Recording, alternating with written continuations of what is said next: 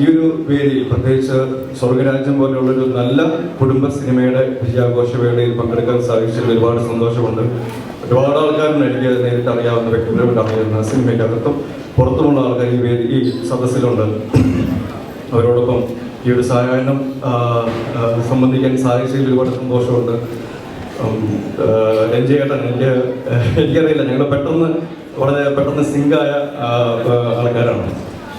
2-3 സിനിമകൾ അഭിനയിച്ചിട്ടുണ്ട്. പക്ഷേ എന്താണെന്നറിയില്ല, എൻ്റെ വൈഫ് മിക്കവാറും പറയാറുണ്ട്, ഇത്രയും അടുപ്പമുള്ളൊരു വ്യക്തി സിനിമയിൽ പെട്ടെന്ന് ഞാൻ ഇത്ര അടുത്തുള്ളൊരു വ്യക്തി വേറെ ഇല്ല എന്നുള്ളത്.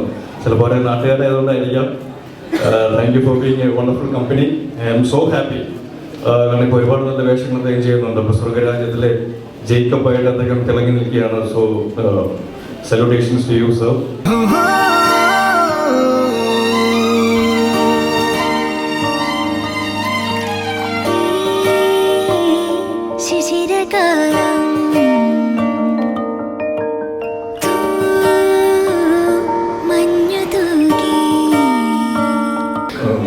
ഒരുപാട് കാര്യങ്ങൾ നമ്മൾ ചർച്ച ചെയ്യാറുണ്ട്.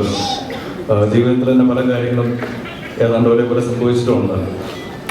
I am so happy for Nivin. കാരണം ഇപ്പം മലയാള സിനിമയുടെ ഏറ്റവും കമേഴ്ഷ്യൽ വൈബിളായിട്ടുള്ളൊരു ആക്ടറായിട്ട് നിവിൻ എമേർജ് ചെയ്തിരിക്കുകയാണ്. ഇപ്പം ശരിക്കും പറഞ്ഞാൽ ഞാനൊക്കെ നിവിൻ്റെ അടുത്ത് നിന്നാണ് ട്യൂഷൻ ക്ലാസ് ഒക്കെ എടുത്തുകൊണ്ടിരിക്കുന്നത്. And Shan is like a brother to me. കാരണം KPSC ചെയ്യുമ്പോൾ ഓൾ ഓഫ് എ സഡൻ പെട്ടെന്നൊരു ദിവസം ഞാൻ ഷാനെ വിളിച്ചിട്ട് KPSCയുടെ കഥ പറഞ്ഞിട്ട് എനിക്കൊരു നല്ലൊരു 2 ഗാനങ്ങൾ വേണമെന്ന് പറഞ്ഞു. പക്ഷെ ഒരു പൂ ചോദിച്ചപ്പോൾ ഒരു പൂക്കാലം തന്നു. 4 മനോഹര ഗാനങ്ങളാണ് ഷാൻ ആ സിനിമയ്ക്ക് വേണ്ടി ചെയ്തത്. ഇവരോട് 2 പേരോട് ആത്മാർത്ഥമായിട്ട് ഈ ഒരു വിജയത്തിൽ നിങ്ങളോടൊപ്പം I am also family. Thank you for being family. Thank you very much.